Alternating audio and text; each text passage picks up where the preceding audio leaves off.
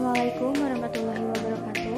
Perkenalkan, nama saya Aliza Ardianti dari kelas 1A Prodi S1 Keperawatan dengan NIM KHGC 21032 bersama teman sekelompok saya yaitu ada Ratu Intan Tijania, ada Rizky Alif Alamsyah, ada Miranti Rahayu, ada Sarah Natasha, ada Santana Putra Pratama, ada Siti Puji Rahmawati, ada Gilang Surya Permana, ada saya sendiri yaitu Aliza Ardianti, ada Intan Nuraini, ada Muhammad Fadilah, dan terakhir yaitu ada Trisop Kasana.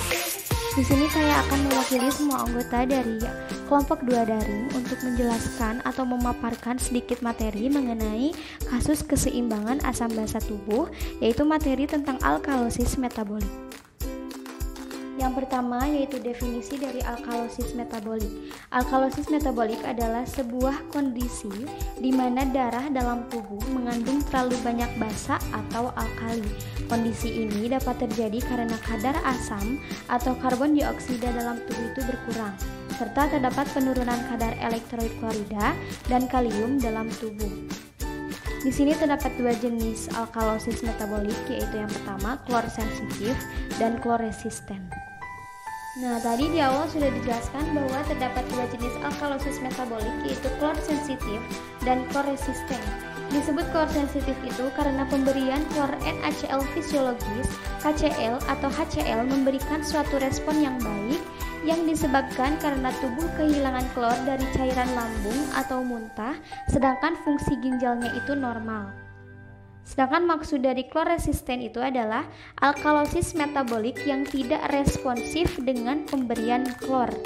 Akibat klor terus-menerus disekresi ginjal, biasanya terdapat peningkatan kadar klor urin.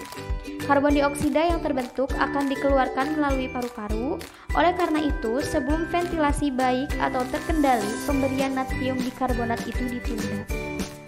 Alkalosis metabolik terjadi bila tubuh seseorang kekurangan asam atau kelebihan basa. Pernapasan lambat merupakan gejala utama dari alkalosis metabolik.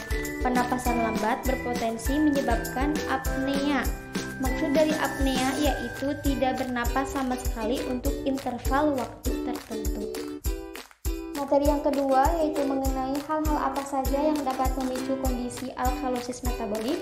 Di sini ada beberapa hal, yaitu yang pertama, penggunaan obat diuretik yang berlebihan, yang kedua, penyakit kelenjar adrenal, yang ketiga, penggunaan obat pencahar dan obat mah antasida, yang keempat, pengeluaran isi lambung yang mengandung asam pada saat muntah, yang kelima, peningkatan reabsorpsi HCO3 di tubulus ginjal dan peningkatan ekspresi H+, yang keenam, muntah berkepanjangan sehingga menyebabkan tubuh kekurangan elektrolit, yang ketujuh, penurunan pembentukan urea, yang kedelapan, peningkatan metabolisme asam organik atau asam laktat, asam lemak yang terdisosiasi, dan yang terakhir yaitu penurunan jumlah protein di dalam darah.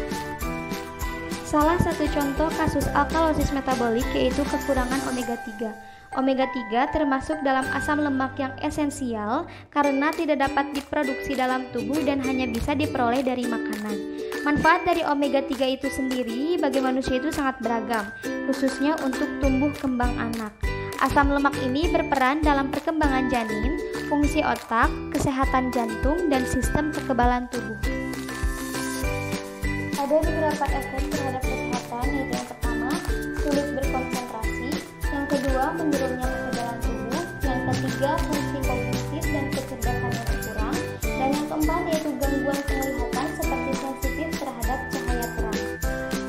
Ada beberapa tanda dan gejala kekurangan omega 3 dan 6, yaitu yang pertama, kulit kering dan bersisik, yang kedua, peradangan seperti dermatitis, yang ketiga, kecemasan dan suasana hati yang berubah-ubah, yang keempat yaitu kualitas tidur menurun, yang kelima yaitu kelelahan berlebihan, dan yang terakhir yang keenam yaitu alergi seperti eksim atau asma.